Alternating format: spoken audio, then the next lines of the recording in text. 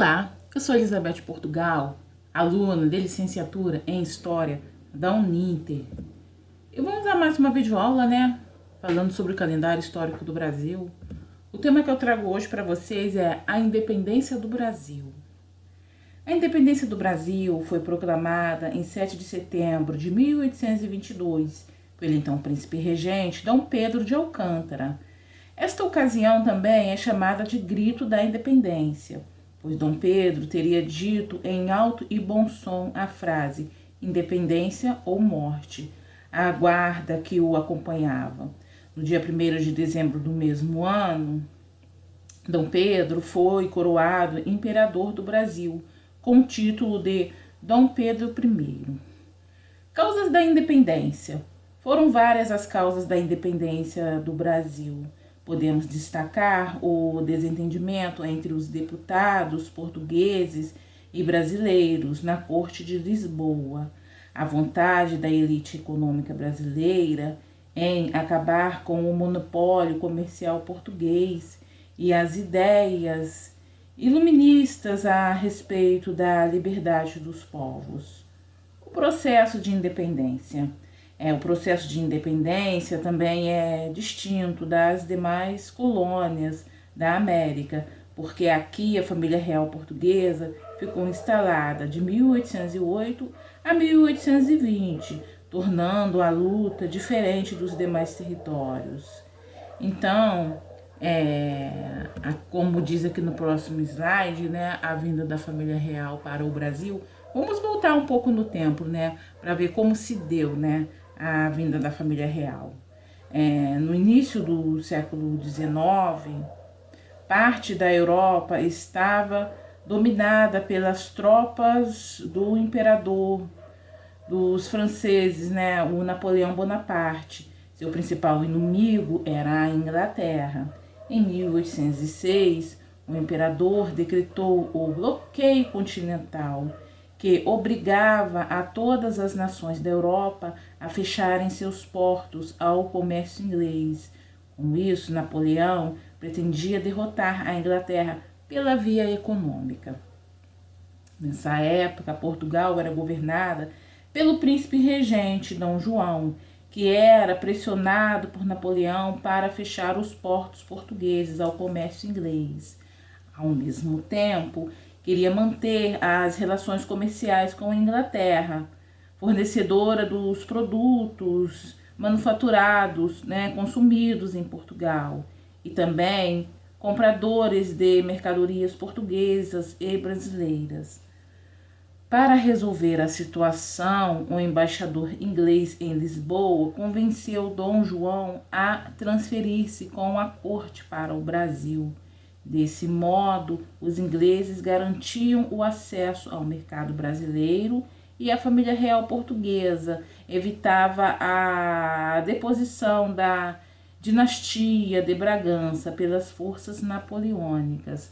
No dia 29 de novembro de 1807, a família real, fidalgos e funcionários partiram para o Brasil, escoltados por 4 navios britânicos. No dia seguinte, as tropas francesas invadiram Lisboa. Aqui na imagem, mostra o embarque da família real para o Brasil. Aconteceu às pressas, entre os dias 25 e 27 de novembro de 1807. Chegada ao Brasil. No dia 22 de janeiro de 1808, Dom João chega a Salvador, onde decretou a abertura dos portos brasileiros às nações amigas de Portugal. Isso pôs fim ao monopólio comercial português no Brasil. Rapidamente, os produtos ingleses começaram a chegar e um grande número de firmas inglesas se instalaram no Brasil. Em sua estadia na capital baiana, Dom João também fundou a Escola de Cirurgia da Bahia, o equivalente às atuais faculdades de medicina. Após 3 meses em Salvador, rumou para o Rio de Janeiro, onde desembarcou em março do mesmo ano. Em 1810, Dom João assinou o Tratado de Comércio e Navegação. Entre outros atos, esse estabelecia a taxa de 15% sobre a importação de produtos ingleses, enquanto Portugal pagava 16% e as outras nações 24%. Em 1815, após a derrota definitiva de Napoleão Bonaparte, as potências europeias reuniram-se no Congresso de Viena. O objetivo era restaurar na Europa o regime absolutista anterior à Revolução Francesa. Para obter o reconhecimento da dinastia de Bragança e o direito de participar do Congresso em 16 de dezembro de 1815, Dom João elevou o Brasil ao Reino Unido de Portugal e Algarves. Assim, o Brasil deixava de ser colônia e passou a ter o mesmo status político de Portugal. Isso significava participar da política do reino, enviando deputados às cortes de Lisboa. Era um passo importante para a emancipação política do território. Revoluções, né? Houveram duas importantes revoluções. A Revolução Pernambucana, em 1817, aqui eu botei 1900, mas é 1800.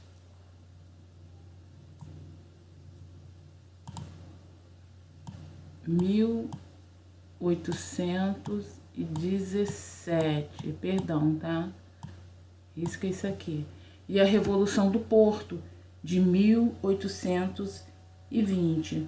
Então vamos falar rapidamente aqui, né, sobre essas duas revoluções. No entanto, nem todos estavam satisfeitos com o governo de Dom João VI no Brasil. Várias províncias brasileiras sentiam-se abandonadas e viam que as melhoras só beneficiavam a capital. Desta maneira, em Recife, no atual estado de Pernambuco, estala uma revolta que pretendia fundar outro país chamado Confederação do Equador. A resposta de Dom João foi imediata e o movimento reprimido. Aqui na primeira imagem, bênção das bandeiras da Revolução de 1817. Olhe sobre a tela de Antônio Parreiras. E a Revolução do Porto? Desde a vinda da família real para o Brasil, Portugal estava à beira do caos.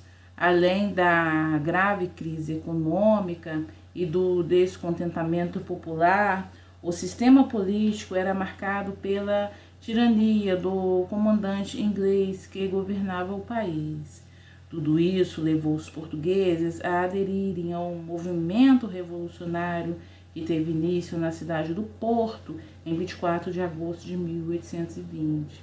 A Revolução Liberal do Porto pretendia derrubar a administração inglesa, recolonizar o Brasil, promover a volta de Dom João VI para Portugal e elaborar uma Constituição. Diante desses acontecimentos, no dia 7 de março de 1821, Dom João VI anunciou sua partida. No entanto, deixa no Brasil seu filho mais velho, o herdeiro do trono, Dom Pedro, fazendo o regente do Brasil. No dia 26 de abril de 1821, Dom João VI parte para Portugal com a rainha Dona Carlota Joaquina, o príncipe Dom Miguel e as filhas do casal. Aqui, né, na segunda imagem, o retorno da família real a Portugal. Dia do Fico, né? O Dia do Fico, inclusive, foi o tema da nossa primeira videoaula, né? Então vamos, mas por que eu trago novamente o Dia do Fico? Porque ele presidiu, né, a independência.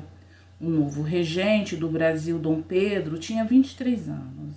Várias medidas da Corte de Lisboa buscaram diminuir o poder do príncipe regente e, desse modo, pôr fim à autonomia do Brasil. A insistência das cortes para que Dom Pedro voltasse a Portugal despertou atitude de resistência no Brasil. No dia 9 de janeiro de 1822, foi entregue ao príncipe regente uma petição com 8.000 assinaturas solicitando que não abandonasse o território brasileiro. Cedendo às pressões, Dom Pedro respondeu: como é para o bem de todos e felicidade geral da nação, estou pronto, diga ao povo que fico. O dia do fico era mais um passo para a independência do Brasil. No entanto, em algumas províncias brasileiras, os partidários dos portugueses não eram favoráveis ao governo de Dom Pedro.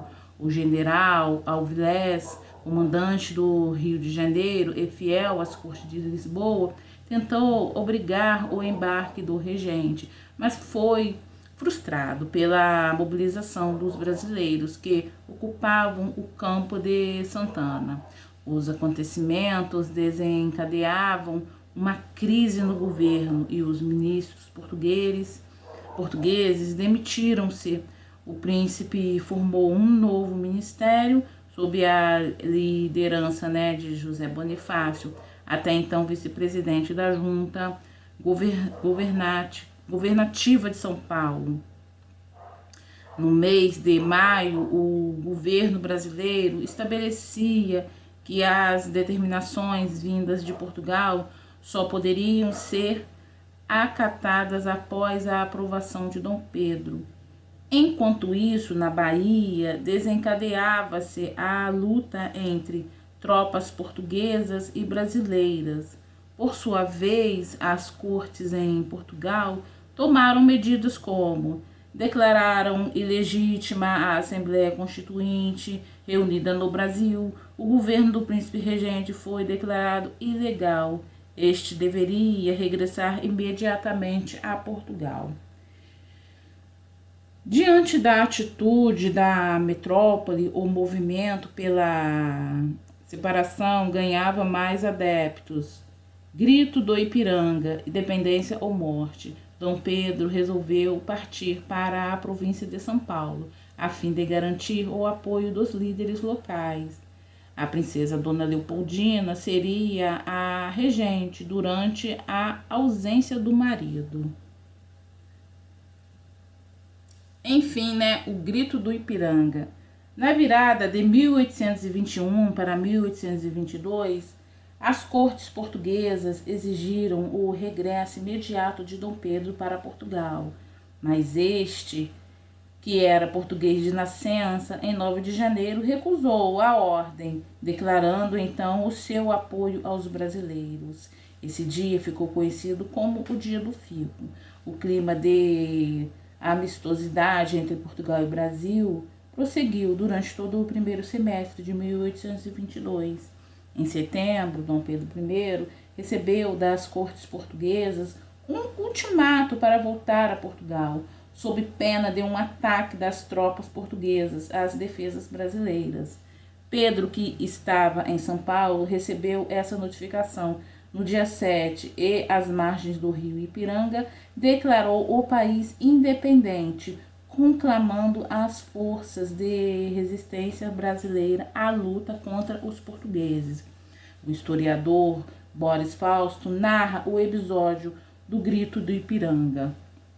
Alcançado em 7 de setembro de 1822, às margens do riacho Ipiranga, Dom Pedro proferiu o chamado Grito do Ipiranga, formalizando a independência do Brasil.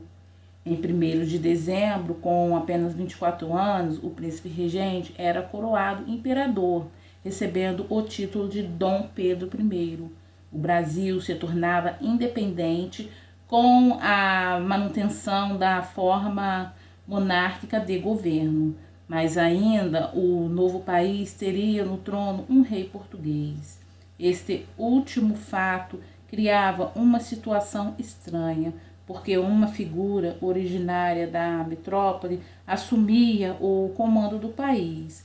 Em torno de Dom Pedro e da questão de sua permanência no trono, muitas disputas iriam ocorrer nos anos seguintes. A consolidação da independência levou 3 anos. No fim de 1822 e durante o ano de 1823, as tropas brasileiras tiveram que enfrentar as tropas imperiais portuguesas em batalhas em toda a extensão territorial do Brasil. Em 1824, a independência do Brasil foi reconhecida pelos Estados Unidos. Em 1825, Portugal também a reconheceu, mas com uma condição: a exigência de que uma indenização de 2 milhões de libras. Essa quantia foi emprestada pela Inglaterra, o que gerou a primeira dívida externa do Brasil. Aqui na imagem central, né, Independência ou Morte, o quadro Independência ou Morte, do pintor paraibano Pedro Américo, Olhos sobre a Tela, de 1888. Hino da Independência.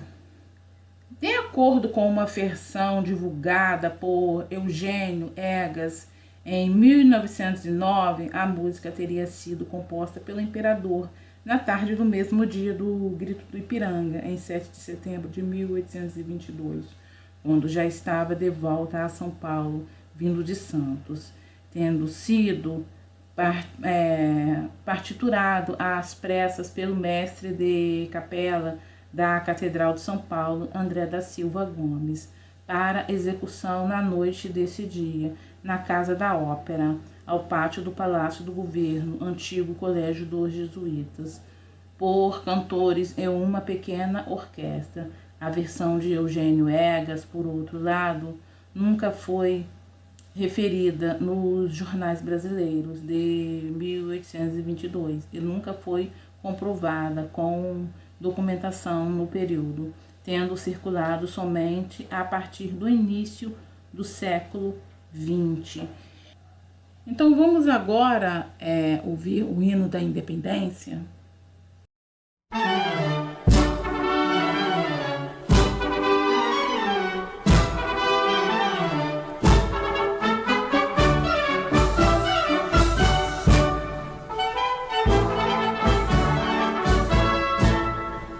Podeis da pátria, filhos, ver contente a mãe gentil. Já raiou a liberdade no horizonte do Brasil. Já raiou a liberdade, já raiou a liberdade no horizonte do Brasil.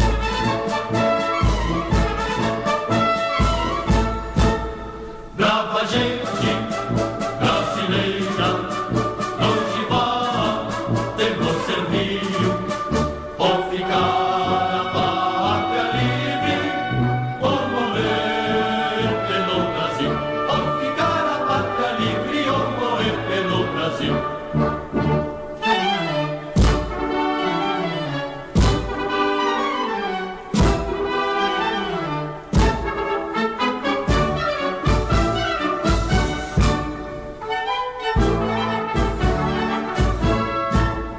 Os grilhões que nos forjava da perfídia astuto ardil, houve mão mais poderosa, somos deles no Brasil.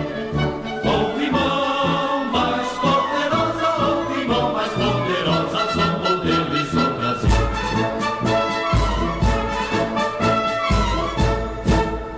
Brava gente brasileira, longe vá, temos serviço, ou ficar a pátria livre, ou morrer pelo Brasil, ou ficar a pátria livre, ou morrer pelo Brasil.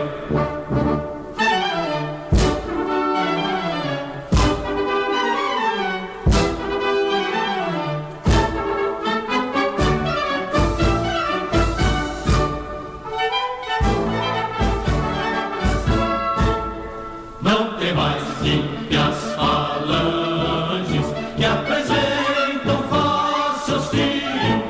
Vossos peitos, vossos braços são muralhas do Brasil.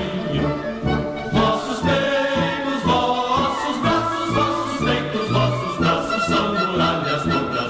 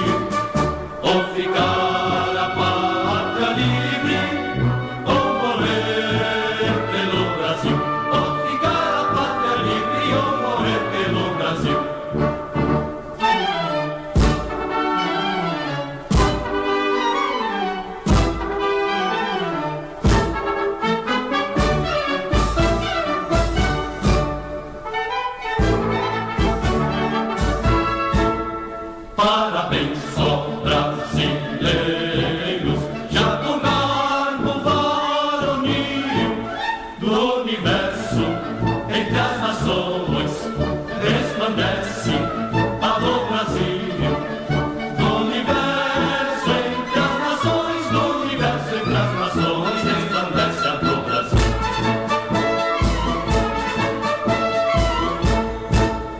Brava gente brasileira, não se vá de nos servir, ou ficar a pátria livre, ou morrer pelo Brasil. Ou ficar a pátria livre, ou morrer pelo Brasil.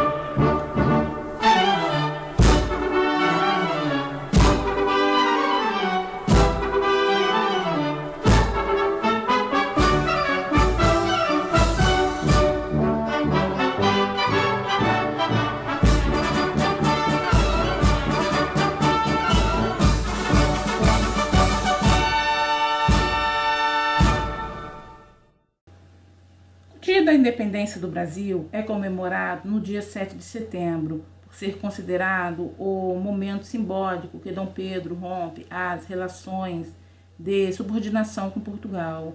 Este dia é feriado nacional e várias cidades brasileiras organizam desfiles escolares e militares para celebrar a data. Bom, gostaria de agradecer, a todos que chegaram até aqui. E gostaria de lembrar, se possível, se puderem deixar nome completo e e-mail para que mais essa videoaula seja validada, nesse curso de extensão que representa um estágio, eu agradeço. E até o nosso próximo encontro.